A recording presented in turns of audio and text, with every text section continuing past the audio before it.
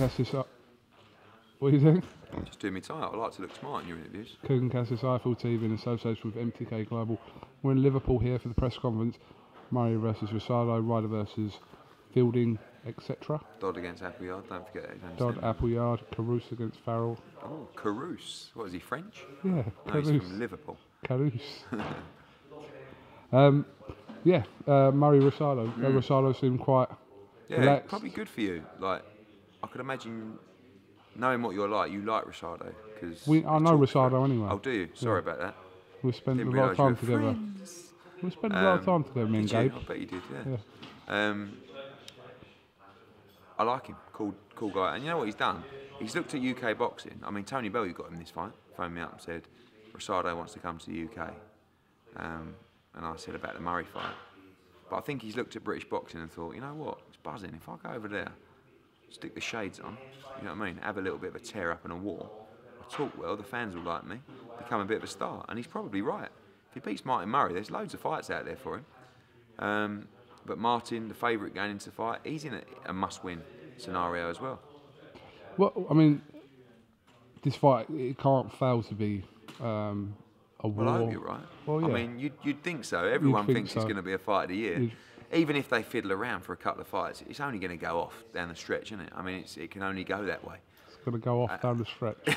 That's a technical term. Yeah, obviously. And then when I saw him in the head-to-head up there, I was, you know, got a little bit of a twinge. I did think that I love this. This is a great fight. And I'm excited about the card. You know, not the biggest show we've ever done, but a fight with 4 50-50 fights, and probably one that I'll get a little bit of hardcore appreciation for. When you look at their opponent list, it's unquestionable for both Murray and Rosado, but in those big fights, it hasn't quite happened for either of them. What does that tell you about this fight, then? Well, it means that the two guys that have not cracked it at elite level, but I haven't seen enough of the claims of being hard done by from Rosado, but what I can tell you about Martin Murray was he beat Sergio Martinez and he beat Felix Stern. So he should have been world champion twice, in my opinion, but it's irrelevant because it didn't happen. So I think he did go out there and raise his game to that level. What it tells you is you have two guys that want to return to those big fights, but can only do it by winning on Saturday. Back to middleweight after a little stint at super middleweight. Yeah, it's surprising. I mean, sometimes you can move up in weight, feel as though it's great because you can eat much better and you're much more comfortable at the weight, but I guess there is an element that you want to struggle at the weight, but you know, you want to be disciplined to make that weight. I think Martin's learnt a lot over his career, and I think this camp he's been able to use that knowledge of weight making to a position where he's in a great place. You know, he feels great, he feels strong.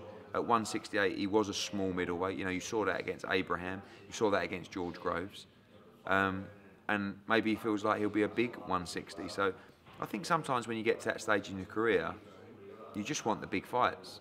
The weight is, you know, if a massive fight come up to him at 168, I don't know necessarily that he'd turn around and say, no, I'm 160 now. But he's made the decision to move back. The proof will be in the pudding on Saturday. It's a tough fight to come down to. But, you know, Rosado's not a huge middleweight, so we shall see. Did Adam Smith name this show? No, I called it Beautiful Brutality and then realised that was the name of Adam Smith's book. So I sent him a jokey message and said, Adam, I'm just asking you for clearance to allow me to call this show Beautiful Brutality. And he come back, he said, it would be an honour. I was like, no, I was actually joking, but yeah, so I just felt that Beautiful Brutality was the right name. I mean, it's no Christmas cracker, but, you know.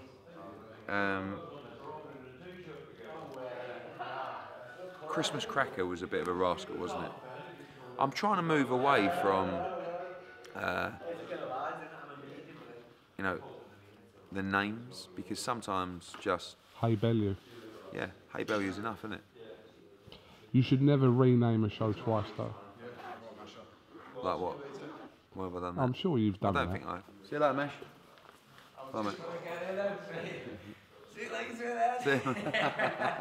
Oi, Just don't get your thong out wherever you oi, do. Save that for Masha, tomorrow. don't forget, get the winnage, yeah? The winnage. Get that winnage. Yeah. And make sure you have the right mechanics as well. Yeah, I'm going to Garrix now. The winnage. See you, mate. Nuts. Fielding Rider. Great fight. Yeah. Great fight. Is Cox mandatory for the British? Yes. Yes. Cox will fight the winner. We'll fight the winner, yeah. So you've got a guy who likes to fight long and a guy who likes to fight up close. You've got... I don't know how that fight's going to play out. Who's it more damaging for to lose? Would you say Rocky Ryder? Fielding. Really? Yeah, look, John Ryder lost to Armfield and it was kind of like, blimey, where'd you go from here? And he got the fight with Etches, had the good win, but he's kind of free-rolling, John Ryder.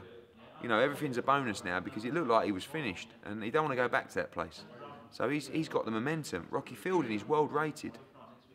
But I say stepping back to fight for the British title, but if you lose for the British title, you're in a tough spot.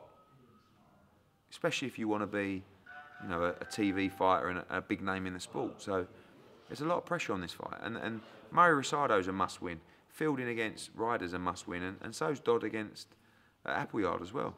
And you know, I like must-win fights because it means there's a lot of pressure on. I think you're going to see guys dig deep and show even more desire. We saw Tony Bellew here today. Turns up to anything. Did you invite him here? Did he just rock Yeah, up? kind of. We're talking, aren't we? We're planning the future. He said he's got to get past his missus first. I know. No, the missus wants him to pack it up. Coldwell wants him to pack it up. It's only me that's, you know, keeping him in there. So you're going to have a meeting this weekend? Yeah. I think next few days, I think he'll fight again. I do. Do you think he's umming and ahhing is just because his family don't want him to fight? And Yeah, go probably. I fight? mean, he's put himself through a lot in his career physically as well, and I think that. But the problem is, you're coming off 3 really good wins. Let's break it down. Your last 3 wins are Ilunga Makabu, who no one wanted to fight at cruiserweight, knocked him out in 2 rounds for the world title. BJ Flores and David Haye. Normally, you end your career when you're going like that. He's going like that. Now, it is great to walk away from the sport off the back of a great win. But when you have the carrot of the world heavyweight title, perhaps the greatest prize in world sport, do you want to have a crack? Do you want to try and become a 2-weight world champion? I think Tony Bellew can win the world heavyweight championship. You know, that's what is exciting to me.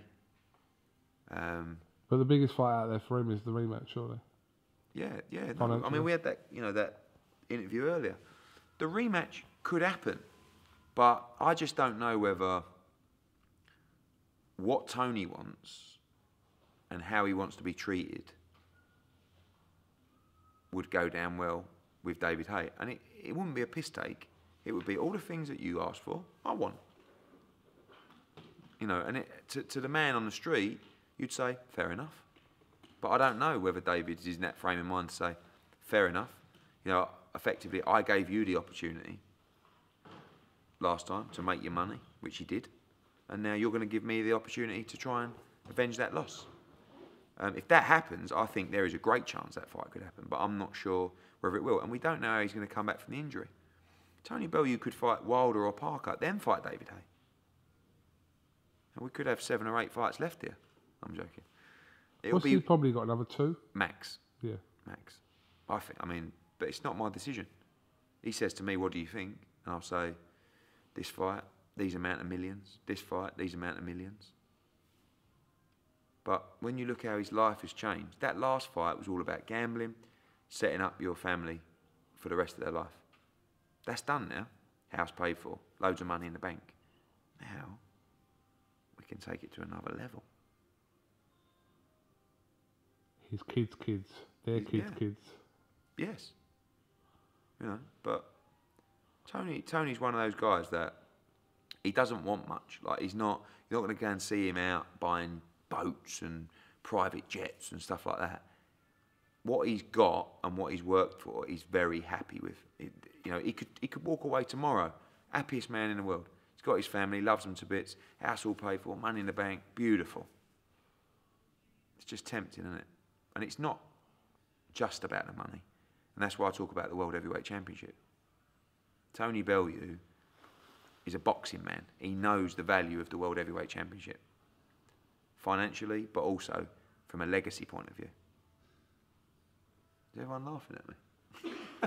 Got Mike Goodall laughing at me, my own security laughing at me. PT's having a giggle. Phone's Exactly. going off. Shout out to PT Boxing.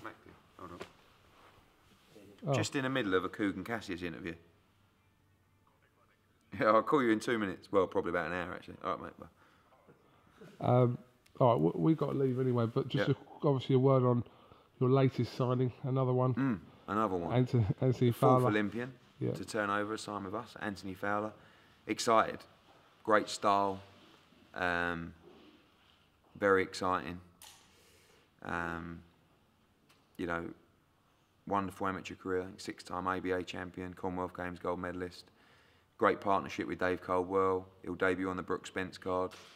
He, like the others before him, are going to be given everything on the plate to achieve in the sport. If he's good enough, he'll become world champion.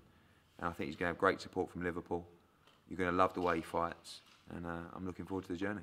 And Joe Cordina making his debut this week as well. Yeah, you know, his stable mates or his teammates, Coley and Kelly now underway. Cordina will debut this Saturday. Another fighter, 180 amateur fights, something like that. So you know, I think they'll be moved pretty quick. Blessed to have this talent. We're all blessed, Eddie. This is true. All right, shout out to PT Boxing again. Two shout outs. Cheers, Ed.